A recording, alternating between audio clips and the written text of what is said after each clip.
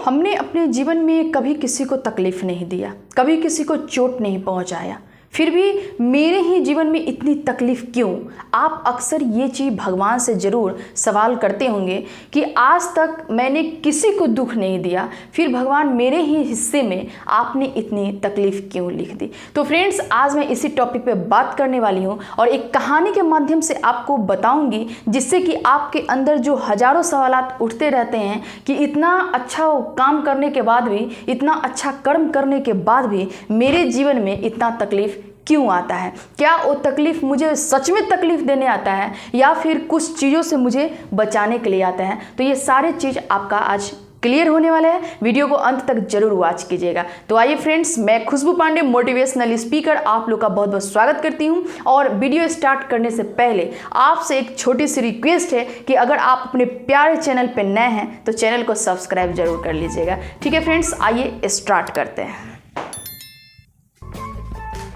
आखिर एक अच्छा कर्म करने वाले व्यक्ति के साथ भगवान अक्सर गलत क्यों कर देते हैं? अक्सर लोगों के मुंह से आप सुने होंगे कि आजकल तो कलयुग के ज़माना में कुछ अच्छा रह नहीं गया है। आप अगर किसी को अच्छा करोगे, उसके बदले आपको तकलीफ़ मिलेगी। इससे अच्छा किसी के साथ अच्छा करो ही नहीं, किसी के बारे में अच्छा सोचो ही नहीं, सिर्फ और सिर्फ खुद के बारे में सोचो, खुद के तरक्की के बारे में सोचो। दूसरों को जितना दुख पहुँचाओगे उतना अपने जीवन में आप आगे बढ़ोगे। आप सुने होंगे ना ये सारी चीज़ें। तो मैं यहाँ पे आपको थोड़ी देर के लिए रोकना चाहूँगी।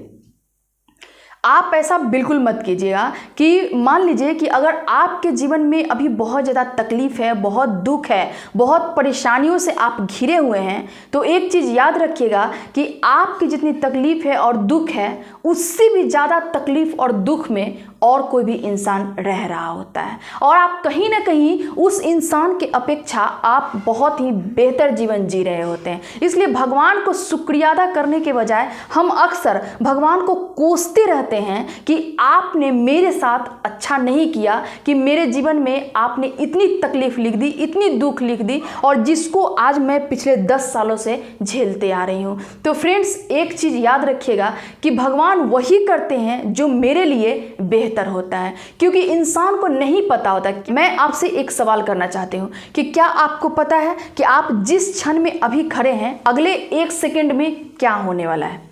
ये नहीं पता होता है। ये हमारे परम पिता परमेश्वर को पता होता है। इसलिए उनको मालूम है कि मेरे लिए क्या बेहतर होना चाहिए, और वही चीज़ मेरे साथ होता है। इसलिए फ्रेंड्स, कभी भी किसी को ना जिम्मेदार मत ठहराइए, ठीक है ना।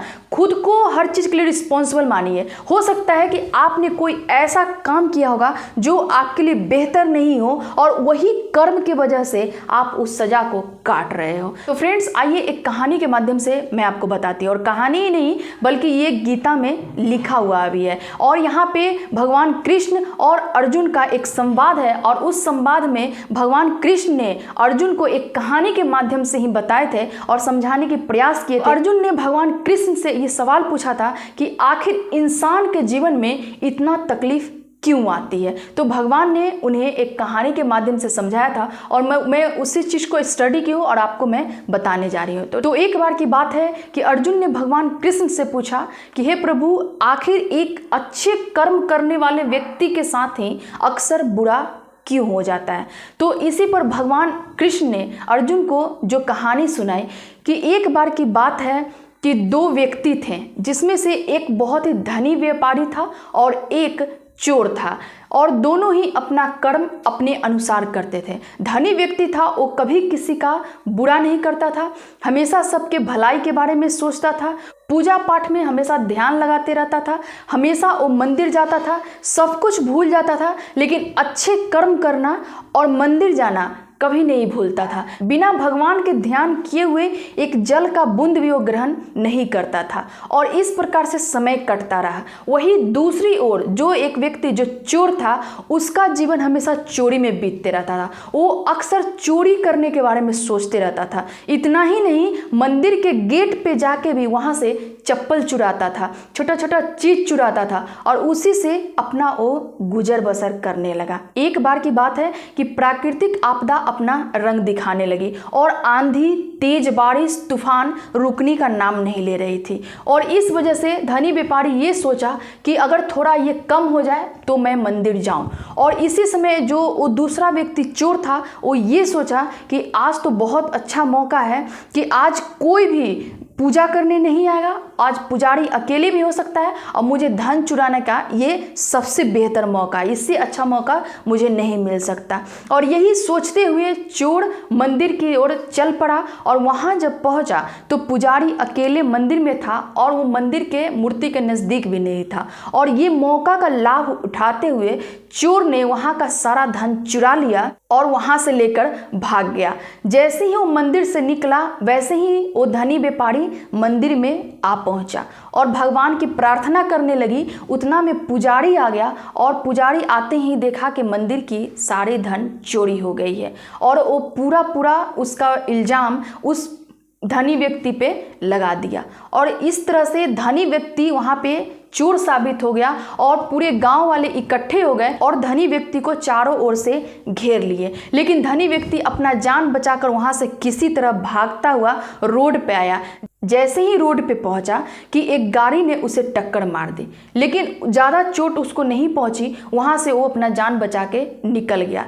जब वो रास्ते में आया तो देखा कि एक व्यक्ति जो चोर था वो काफ़ी खुश था और इतना एंजॉय करते हुए रोड पे जा रहा था। और इस तरह से धनी व्यक्ति जब घर पहुंचता है तो भगवान से काफ़ी नाराज हुआ और अपने घर से भगवान की जितनी मूर्ति थी वो सबको निकाल के फेंक दिया और उसके बाद ये बोल दिया कि मैं आज के बाद कभी पूजा नहीं करूंगा।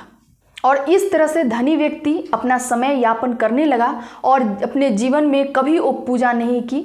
एक समय के बाद दोनों की मृत्यु हो जाती है, यानी कि धनी व्यक्ति जो व्यापारी था उसकी भी मृत्यु हो जाती है और वो व्यक्ति जो चोर था उसकी भी मृत्यु हो जाती है और दोनों यमराज के पास पहुंचते हैं। जब धनी व्यक्ति उस चोर को जो रोड पे एंजॉय कर रहा था उसको जब देखता है वहाँ पे तो यमराज से पूछता है कि भगवान, मैंने अपने जीवन में कभी किसी को कष्ट नहीं पहुंचाया, कभी कोई गलत काम नहीं की, फिर मेरे पे वहाँ पे इतना इल्ज़ाम क्यों लगे? और मंदिर के पास से मैं वहाँ पे जान बचा के भाग तो आया लेकिन मेरे सर पे हमेशा ये इल्ज़ाम रहा। वही दूसरी ओर इसको देखिए कि ये चोर है, अपने जीवन में हर वो गलत काम किया फिर भी मैंने इसको बहुत खुश होते हुए देखा। इसी पर यमराज कहते हैं कि मैं तुम्हें समझाने का प्रयास करता हूँ कि तुम ये जान लो कि जिस दिन तुम्हें गाड़ी की टक्कर लगी थी उस दिन तुम्हारा दुर्घटना के कारण तुम्हारा मृत्यु होने का समय था, लेकिन तुम अच्छे कर्मों की वजह से तुम उस दिन बच गए। और दूसरे व्यक्ति यानी कि चोर के बारे में यमराज कहते हैं कि इसके हाथों में राजयोग था। ये अगर अच्छा कर्म करता तो एक राजा की तरह अपना जीवन धरती पे बिताता, लेकिन ये अच्छा कर्म नहीं किया, चोरी किया, दूसरों को चोट पहुंचाया, इसलिए ये छोटा सा धन का पोटली लेके ही खुश था। तो इस तरह से भगवान कृष्ण ने अर्जुन से पूछा कि शायद मेरे कहानी की वजह से तुमको अपने सवालों का जवाब मिल गया होगा। तो फ्रेंड्स, इतना जान लीजिए कि हमारे जीवन में अगर कोई ऐसा इंसिडेंट होता है, कुछ ऐसा घटना होता है ना, तो उसको हम ये समझ लेते हैं कि शायद अपने जीवन में बहुत ज़्यादा कुछ ऐसा काम किए हैं जिससे कि आज मुझे ये भोगना पड़ रहा है। और इतना जान लीजिए कि इस दुनिया में कोई भी ऐसा इंसान नहीं है जिसके जीवन में तकलीफ नहीं है, जिसके जीवन में दुख नहीं है। अगर किसी के पास बहुत बड़ा बंगला, गाड़ी, धन दौलत, सब कुछ भी अच्छा है ना, तो समझ लीजिए कुछ ना कुछ की वहाँ पे कमी जरूर होती है। इसलिए कभी भी अगर आपके जीवन में तकलीफ है, अगर आपके जीवन में दुख है ना, तो कभी भी एक चीज़ आप मत कीजिएगा कि कभी भी परमेश्वर से नाता मत तोड़िएगा, कभी भगवान से आप अलग मत होइएगा। चलिए एक रियल घटना के माध्यम से भी मैं आपको समझाती हूँ कि एक लड़की थी, वो भगवान से इतना ज़्यादा कनेक्ट थी कि बचपन से बिना पूजा किए वो कुछ नहीं करती थी। मंदिर हर रोजाना, भगवान से मिले वो एक काम नहीं करते थे, यहाँ तक कि कॉलेज भी नहीं जाती थी। आप सोच सकते हैं। और उस लड़की के जीवन में अचानक कुछ ऐसा प्रॉब्लम आ जाता है, ऐसा तकलीफ आ जाता है, ऐसा दुख आ जाता है ना कि एक का एक भगवान से उसका मन एकदम हट जाता है, एकदम विच्छेद हो जाता है। और यहाँ तक कि उसके बाद वो मंदिर उंदिर जाना सब बंद कर देती है, कुछ नहीं करती है, पूजा पाठ, मतलब समझिए कि नास्तिक जीवन जीने लगती है। उसको लगता है कि भगवान है नहीं, शायद भगवान अगर रहते तो मेरे साथ ऐसा नहीं होता। एकदम मेरा आंखों देखा हाल है। और एक टाइम जब एक 10 सालों तक वो भगवान से बिल्कुल अलग हो जाती है, और एक टाइम ऐसा आता है कि मैं उस लड़की को उसी मंदिर में जाके मतलब घंटों रोते हुए मैं देखी हूँ। तो इसलिए फ्रेंड्स, कभी भी जो हमारे माता पिता होते हैं उनसे हम कभी अलग नहीं होना चाहते हैं। तो जस्ट लाइक भगवान भी हमारे वही हैं, माता पिता हैं। तो उनसे हम अगर अलग हो जाते हैं तो हम अपने जीवन में कभी खुश नहीं रहते हैं। और इतना जान लीजिए कि हमारे पेरेंट्स हमारे लिए एक बेहतर सोचते हैं, ठीक उसी तरह से भगवान भी हमारे जो अच्छे के लिए होता है, भले के लिए होता है ना, वही सोचते हैं। आज अगर मान लीजिए किसी तकलीफ से हम गुजर रहे हैं, किसी दुख से गुजर रहे हैं, तो हो सकता है कि इन तकलीफ़ों के वजह से अगर मेरे साथ अगर ऐसा नहीं होता तो और ज़्यादा कुछ हो सकता था। इसलिए ये सारी चीज़ों को अपने मन से निकाल दीजिए कि आज अगर मेरे जीवन में दुख तकलीफ है तो भगवान की वजह से नहीं। आप अपना सिर्फ और सिर्फ कर्म के ऊपर ध्यान दीजिए, मैं आपको यहाँ पे कहना चाहूँगी। क्योंकि एकदम आप कर्म को मत छोड़िए, ठीक है। आपका जो काम है उस काम को बिल्कुल एकदम मन से ईमानदारी से कीजिए। और सुख और दुख जीवन का हिस्सा है, वो आते जाते रहता है, वो कभी नहीं आपको ठहरेगा नहीं। अगर दुख है ना तो ठहरेगा नहीं, इतना मान लीजिए। अगर मान लीजिए कि आपके जीवन में बहुत परेशानी आ गया और उसको सोच के अगर आप बैठे हुए हैं ना, तो उससे ना ही आपके परेशानी का हल निकलने वाला है और आपका समय भी बर्बाद होगा, एक उम्र भी चला जाएगा और एक टाइम भी चला जाएगा। इसलिए जो तकलीफ़ भी है उस तकलीफ़ को पॉजिटिव लीजिए, परेशानी को पॉजिटिव लीजिए और अपने जीवन में हमेशा आगे बढ़ने का प्रयास कीजिए। ठीक है फ्रेंड्स, आज के लिए इतना ही। अगर आज का वीडियो आपको पसंद आया होगा तो ज़्यादा से ज़्यादा अपने दोस्तों के साथ शेयर भी कीजिएगा और इस चैनल को आप बड़ा करने का थोड़ा प्रयास कीजिए। ठीक है फ्रेंड्स, थैंक यू।